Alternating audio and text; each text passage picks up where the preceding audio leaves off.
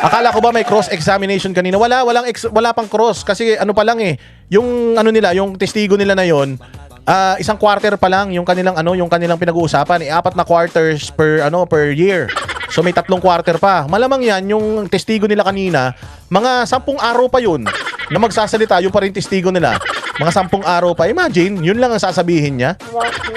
Mali-mali lang yung mga date. May resibo, mali lang yung date.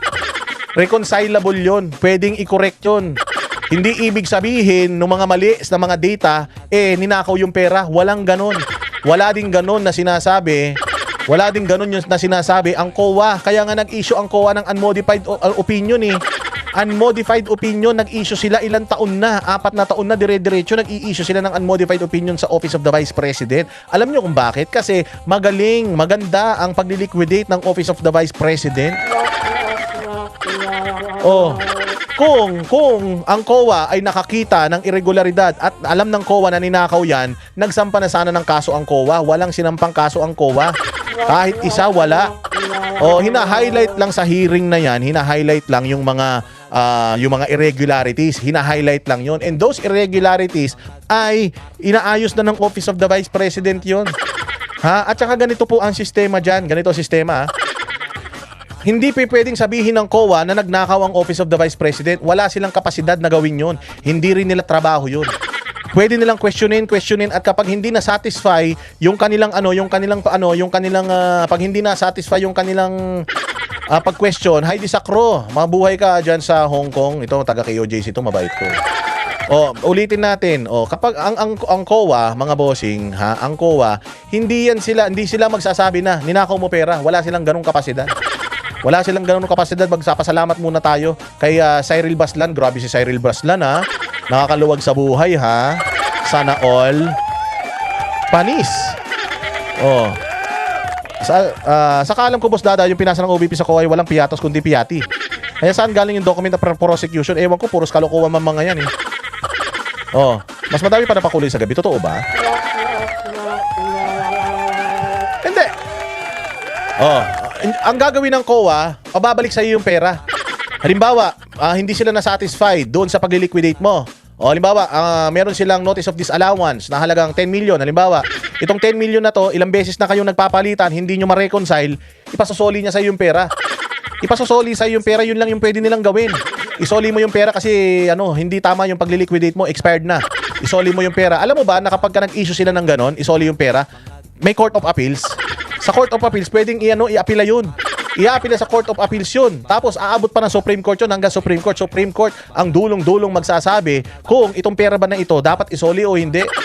Kaya nililiquidate yan kasi nagastos namin yan. Kaya ko yan nililiquidate, nagastos namin, hindi ko ninakaw yan. Pag ninakaw yan, hindi nililiquidate yan. Katulad ng mga congressman, hindi nagliliquidate. Yun, ibig sabihin, ninakaw yung pera na yun, hindi nililiquidate eh.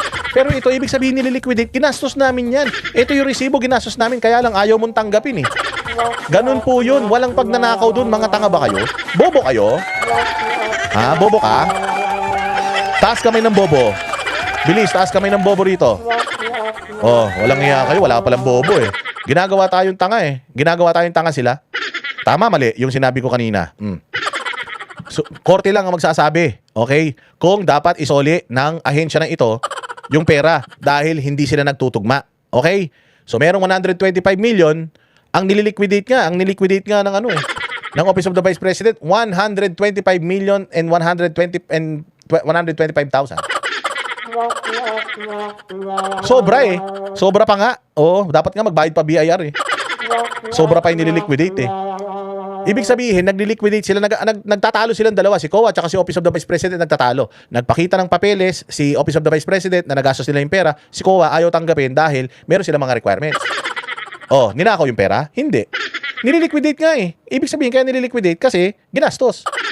Hindi nga lang masatisfy yung COA. At yan, mga awayan nila na yan, yung kanilang pagbanggaan ng mga papeles na yan, reconcilable yan. At lahat ng yan, kung hindi talaga sila magkaintindihan dalawa, ayaw pumayag ni COA, binibigay ko na lahat ng resibo, ayaw niyang tanggapin. Tapos ipasosoli niya sa akin yung pera dahil ayaw niyang tanggapin. Itatakbo ko yan sa COA, ay sa commission, itatakbo ko yan sa Court of Appeals, sa CA. Tapos kapag hindi mo pa rin nakuha sa CA, tatakbo pa ako sa Supreme Court. Yun, yung mga legal remedies dyan, mga tanga. Ano sasasabihin nyo? Bobo? Tatandaan nyo na eh, tatangan nyo pa. Eh kasi propaganda man lang yan. Gusto lang nilang ma-highlight. Kaya kita mo kanina yung mainstream media, sabay-sabay sila sabay silang naglalabas ng kanilang mga post na parang puro sinisiraan si Inday. Sabi ko nga, hindi din nagsasawa to mainstream media. Oh. Sobrang recycled na yung mga balita na yun. Mary Grace Piatos, paulit-ulit na yun. Ilang taon na, sawa na tao. Yung ano ko nga, yung kaibigan ko nga, ang pangalan ng anak niya, Mary Grace Piatos. Eh. Para daw hindi na kayo magtalo-talo. Pinangalanan niya ng anak niya Mary Grace Piatos para pag chinek daw sa census, mayroon ng Mary Grace Piatos. Tangina ninyo, tatangan ninyo. Yan yung mga hindi ninyo naiintindihan. Oh, magatid tayo ng mga balita. Oh, ito. Oh, ito tinan niyo to. Dito muna tayo ha sa hearing kanina bago tayo magbalita ng mga iba. Masaya man yung hearing kanina, puro kabobohan. Oh, ito, anong sabi dito? Anong title nitong COA witness says only Sara Duterte received confidential funds as Vice President. Pucha. Nung sinabi na si Inday Sara lang ang merong confidential funds, sunod-sunod ang mainstream media, mga boss. Sunod-sunod ang mainstream media na palabas. Nung statement na yun na sa lahat ng mga Vice President siya na may confidential. Kundi ba kayo bobo eh? Kundi ba kayo mga inutil at mga tanga eh, mga baugang mga utak ninyo eh. Si Inday Sara man lang ang lumalaban sa komunista. Si Inday Sara man lang lumalaban sa NPA, mga hayop kayo. Di ba Cyril Baslan? Grabe si Cyril Baslan. Panalo. Wala na, may nagwagi. Walang ibang magaling dyan sa chat ngayon kundi si Cyril Baslan. Mahusay. Wala nang tatalo sa corona ni Cyril Baslan. Ibang klase. I'm a former PRRD supporter. Let's all be realistic. Iba na talaga ang may resibo at ebidensya. Tanga na lang talaga ang ayaw makinig. Oo. Tanga ka pag di ka nakinig. Makinig ka dito para matuto ka. Di ba? Oh, kaya yan. Si Inday Sara lang daw. Paano? Si Leni Robredo, tanga man yun. Ang ginawa lang nun, mamigay ng spaghetti na matamlay. Kasing tamlay ng sex life niya. Ano ang ginawa si Leni Robredo? Bobo man yun. Ilang beses hinire ni Pangulong Duterte sa gabinete niya. Puta, hindi nag-perform. 2 beses siya sinisante, walang hiya na yan. Ogag. Ito naman si Binay. Si Binay, hindi mo makita. Ilang taon si Binay na Vice President, hindi mo makita. Hindi naman siya umaalis ng Pilipinas, pero hindi mo siya makita. O, sobrang dilim. Baka siya si Andilim. Ha? Hindi kaya si Jojo Binay si Andilim, Diego Latigo? Kasi hindi nila makita eh. Oh, si Binay, wala man nagawa si Binay. Oh, ano ginawa ni Binay? Ayun, payamanin din yung pamilya niya. Sa sobrang dami ng ninakaw nila, sa sobrang itim ng budhi nila, hindi na sila pumuti. Ako nga pumuputi eh. Oh, ako nga pumuti eh. Sabi ko nga, kasin ko yan nun eh, si Binay eh. Ngayon, hindi ko na siya kasin. Maputi na ako eh. Hindi ko na siya kasing kulay. Hindi ba? Oh, wala man silbing dalawang Vice President na yan. Oo, si Leni Robredo lalo na. Saan ka naman makita, sabi ni Leni Robredo, yung 2 panganay ko, 2 panganay? Tanga, isa lang ang panganay. Putanginan niyan, 3 anak mo eh. Yung isa panganay, isa gitna, yung isa bunso, kung di ka ba naman tanga. O, saan ka makakita ng ganyang Vice President? 2 daw ang panganay niya. Putangin na kasimple-simple eh. O, yung 2 kong panganay at saka yung bunso, gago. Isa lang ang panganay, yung isa pangalawa, yung huli bunso. 3 man lang anak mo, hindi mo pa maalaman yun. Ganun katanga. Si Leni Robredo, sabi nga niya, I have 3 daughters, all of them are women. Tangina niyan, daughter nga eh. May daughter ba lalaki? Kung di ka ba naman engot? Anak ng tinapay. Ganyan kabobo mga yan, bigyan mo confidential funds yan, hindi nila alam saan gagamitin yan. Baka ipang pa-reband niya yan. Walang iya kayo. O, sabi nito, Brad, ano masasabi mo? Binaha ang Davao, panay ang world tour ni Basti. Putang ina, yan na naman. Alam mo sa Davao, mas malinis pa yung baha sa Davao kaysa sa bunganga mo. 'Di ba? Lord Dry Ricks diyan sa Australia, kinig muna, wag ka muna matulog. Ito na naman yung mga basher, baha sa Davao, gago pumunta ka sa Davao ngayon, mas malinis pa yung estero sa Davao kaysa sa bahay nyo. Kayo epal. Lahat ng lugar dito bumabaha. O, ang tanong, humuhupa ba yung baha? Papaano ba nagre-respond yung mga first responder diyan sa Davao? Gago. Ang tatangan nyo, hanggang ngayon yan pa din, baha sa Davao. Bakit sa Maynila din nagbabaha? Sa inyo din nagbabaha? Tanginan nyo, baka nga dyan sa bahay nyo, butas-butas yung bubong nyo eh. Saka na magyabang pag may kisame na, ha? Saka na magyabang pag may kisame na, yung mga basher ni mga basher na mga loyalista ni Bongbong Saka na pag rumipad na yung racket ni Bongbong, doon kayo magyabang. Bobo mga putang ina nito. Huwag kayo pumunta rito, bawal ang tanga rito. Matatalino lang ang mga tao rito, yung mga bobo rito, yung mga baha sa Davao. Gago pumunta ka sa Davao. Wala nang baha ngayon doon. Iyak ka ng iyak. Mas mayaman pa ngayon Davao sa syudad nyo eh. Taga saan ka ba? Ilagay mo, baka taga Ilocos ka, gago.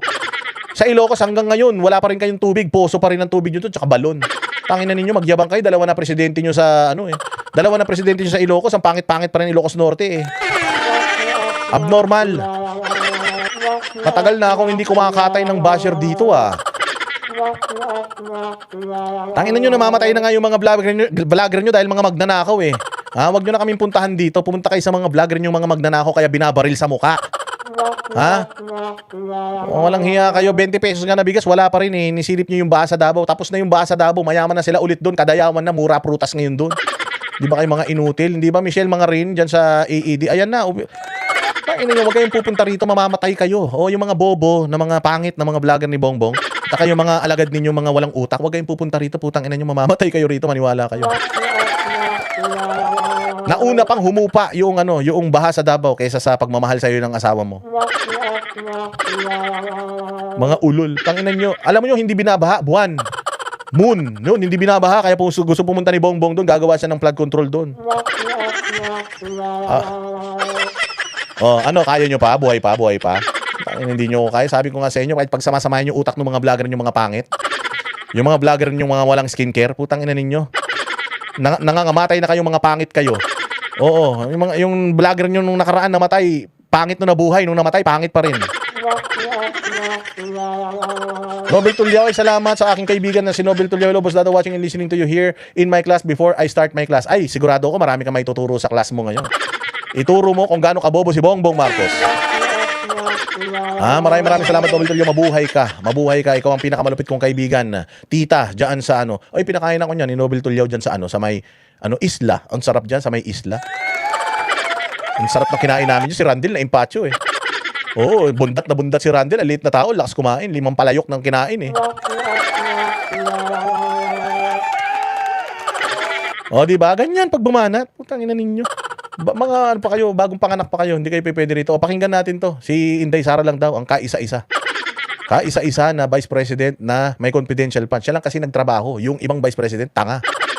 Dahil po, since nung nag-assume po ako ng 2014 sa ICPAO, wala pong naging appropriation for confidential funds si dating Vice President Binay at si dating Vice President Robredo. Tanging si Vice President Sara Duterte lang. Buti na lang, walang confidential fund si Binay. Pag may confidential fund si Binay, tapos ginamit niyang pampaputi, putangin lang yan, hindi tumalab. Ghost whitening ang tawag doon, di ghost project. O yung nagkaroon ng appropriation for the confidential funds. Now, Mr. Witness, you mentioned earlier na 9 years ka na with the COA ICFAO at meron kang... Ang ganda. Ang ganda ng kilay ni ang ganda ng kilay ni Kapunan, parang parang sungay. Kaya pag ganitong abogado ko, sigurado, laging talo eh. Tangina, mukha pa lang talo na eh. Mentioned that you post-audited certain government agencies. Naantay ko si Kapunan nung kumuha ng mic. Mantakin mo, meron na siyang mic na dalawa, kumuha pa siya ng handheld. Kala ko kakata siyang Candle in the Wind eh. Goodbye, England Rose. May you... Lagyan mo ng mga diamante yung mic mo para kamukha mo talaga si Elton dyan. Yan ang ganito itsura. Ganyan yung itsura mo, talagang aamin ka eh. Kahit wala kang kasalanan, aamin ka eh. During your term, what years were you, incidentally, with the COA ICFAO? I was with the COA ICPAO po from September 2014 until February of 2024. Okay. In this period from 2014 to 2020, Lord Dry Ricks, mabuhay kaya agree. Kilay ni Kapunan parang Angry Bird. Ay na, grabe naman kasi. Lintik yung eyeliner niya, no? Parang uling yung ginamit. Wala pa bang maayos na makeup sa gubat ninyo? Ang hindi gumagamit kayo ng mga uling. Lintik yung eyeliner ni Ma'am, oh. Mahihiya yung aswang sa'yo eh. 24. Could you tell us how many vice presidents have you audited? Ang tanging nung time lang po ni Vice Presidente Sara Duterte. But there were 3. Who were the vice presidents during this period? Ang naging mga Vice Presidente po since I assumed with ICPAO in 2014 ay si dating Vice President Binay at si dating Vice President Leni Robredo at yung ating incumbent Vice President po na si... Grabe nadulas incumbent president Hindi pa president. Sa 2028, pa future president, hindi incumbent president. DDS to si Kuya. DDS yarn. Sabi ni Diego Latigo, buti na lang, di ganyan mukha ng lola ko. Tangi, kung ganyan mukha ng lola mo, iswap mo na sa sandok. Diego Latigo, pagka ganyan, putyang inang yan, ipalit mo sa bigas. Pag ganyan yung mukha ng lola mo, pumunta ka sa tindahan, ate, ipalit ko to sa isang kilong bigas ng lola ko. Ang pangit, putang inan yan. Wala nang pumapasok sa bahay namin, ganito yung tsura ng lola ko. Inang yan, mukhang pinaglisa masamang espiritu eh. Di ba? Si Sara Duterte. So, tatlong vice Ay, may naiinggit ah. Oh, Gcash pa more. Oh, palamunin ako ng mga subscriber ko, tanga. Kayo mayayaman kami rito. Kailangan nila akong bigyan ng Gcash para may pambili ako ng mga mamahali na mga relo, ganyan. Hindi naman. Alam mo, wala nagpapakulay sa inyo, sa mga vlogger ninyo, kasi ang bobobo eh. Kaya yung naiinggit dito sa Gcash, ang dami na nag-Gcash sa akin, tanga. Oo, dahil magaling ako. Ganun talaga pag magaling. Binibigyan ka ng mga subscriber mo. Pero pag bobo, katulad ng mga ninyo, mga vlogger ninyo, mga bongbong, puta bala, binibigay dyan. Kaya yung isang vlogger nyo namatay na eh. Magnanakaw eh. 8 million. Tangina, ganun ang mukha mo. Hahama ka ng 8 million. Pagka wala kayong pag wala kayong mga nagpapakulay sa mga live ninyo, huwag kayong maiinggit. Bobo kayo pagka ganun. Mga tanga kayo. Kaya ganyan, wala nagpapakulay sa dito. Mayayaman ang mga subscriber ni Boss Dada. Putang ina, ano magagawa ninyo? Mga subscriber ko nakakaluwag sa buhay. Yung mga subscriber ninyo, mga 4-piece beneficiaries. Gago. Magpakulay pa nga kayo marami para lalong mainggit to mga putang ina nito. Masyado kayo mga inggitero ah. Yan talaga.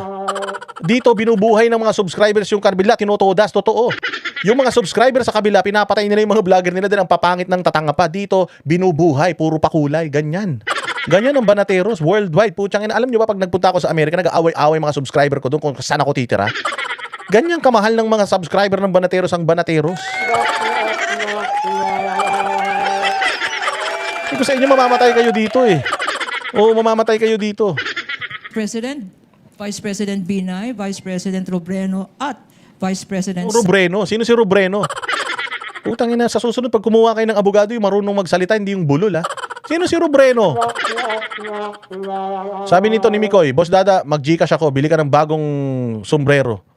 Sige, ngayon na, Mikoy.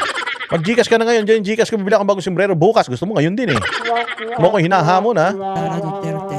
Sino-sino sa kanila ang inaudit mo tungkol sa confidential funds? Ang buhat po nung nag-assume ako nung 2014, tanging si Vice Presidente Sara Duterte lang po yung aking na-audit na may confidential fund. Bakit, Mr. Witness? Bakit Vice President Sara Duterte lang ang inaudit mo ng confidential funds? Obvious man. Tanga ka ba? Kung dyan tanda-tanda mo na, engot ka pa eh. Ma'am, si Inday Sara man lang ang may confidential funds. Paano niya i-audit ng confidential funds si VP Sara at si Binay?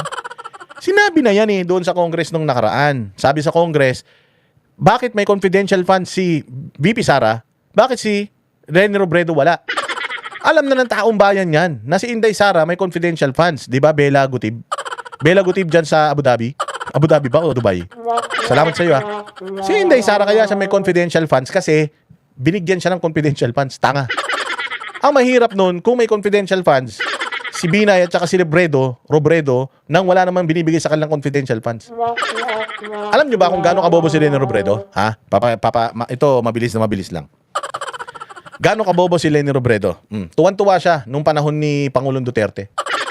Kasi, ang laki daw ng savings ng Office of the Vice President. Ang laki daw ng savings. Ang laki daw ng savings. Tuwan-tuwa siya sa sarili niya. Meron daw siyang savings na ibabalik sa National Treasury. Nakatipid daw siya. Tanga. Bobo. Inutil. Hindi pwede yun. Pag binigyan ka ng pera para gastusin mo sa trabaho mo, sa taong bayan, gastusin mo yun. Kapag binigyan ka ng pera at hindi mo ginastos yung pera na yun, putang ina niya, ibig sabihin hindi ka naging epektibo. Bobo. Hindi ka naging epektibo. O, halimbawa, bibigyan ko kayo ng example. O, yung pera na ibinigay sa'yo, magpakain ka ng 100 bata. Ito yung pera, 100 bata. Ngayon, putsang inang yan, meron ka ng pagkain para sa 100 bata. Ngayon, meron ka pang natitirang pera. Yung natitirang pera mo yun, pwede ka pang magpakain ng another 100 na bata. Oh, anong gagawin mo? Eh yung pera na yun para sa pagpapakain sa mga bata.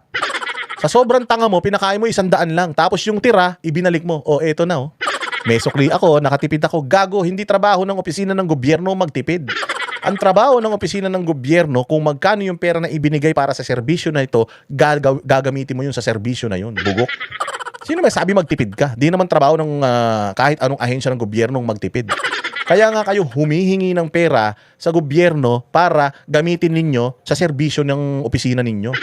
Kapag yung pera na binigay sa inyo hindi nyo nagamit, ibig sabihin hindi ka naging epektibo sa trabaho mo. Tanga. Ganun yun. Kaya nga, sabi nga, ano yung hinaan nila? 11 days, 125 million. Meron akong nakausap na USEC. DFA ha? DFA. Minsan daw, isang araw ginagastos nila 200 milyon eh. Isang araw. Paano? Kapag malapit na daw matapos yung taon, may pera pa sila. Ang ginagawa daw nila, ipinamimigay nila yung pera na natitira sa kanila sa mga benepisyaryo noong mga OFW na nagtatrabaho sa ibang bansa. Siyempre, OFW nga din natural sa ibang bansa. Ipinangtutulong nila sa mga mga beneficiaries, sa mga pamilya ng mga OFW. Minsan daw 200 milyon, 300 milyon. Tapos dito nagtataka kayo 125 million. Sabi ni Jenny, Boss D, I'm trying to send you through here but won't go through. I try your GCash. Yes. Troubleshoot the problem and try GCash. Oh, thank you very much in advance. You're amazing. Ganun po yun, okay? So, yan ang problema. Ganun kabobo si Leni Robredo nung siya ay Vice President. Yung pera na ibinigay sa kanya, hindi niya ginagamit lahat. Meron siyang savings. Mali-mali po yun. Hindi pwede yun. Kailangan lahat ng pera na hiningi mo, gamitin mo. Hindi mo trabahong ibalik yan sa National Treasury. Dahil po, Ay, thank you very much. Grabe naman. Send 5K. Kala ko naman nag-send ng 5K. Ito naman si Jay Gulatigo. Fake news ka.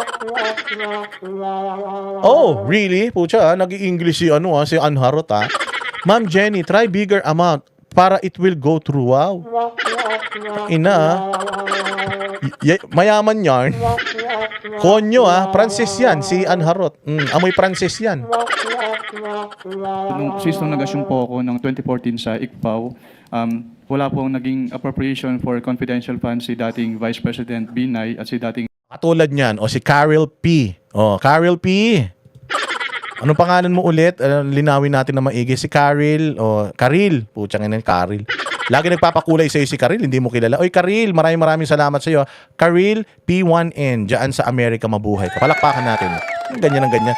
Standing ovation yan. Vice President Robredo. Tanging si Vice President Sara Duterte lang po yung nagkaroon ng appropriation for the confidential funds. And in the same period of time, 2014 to 2024, kasama ba sa mga national agencies na minention mo ang Department of Education? Yes, ma'am. And during this period, 2014 to 2024, sino-sino ang mga secretaries ng Department of Education? So, dito, tinan mo sinayang mo ang oras mo, kapunan.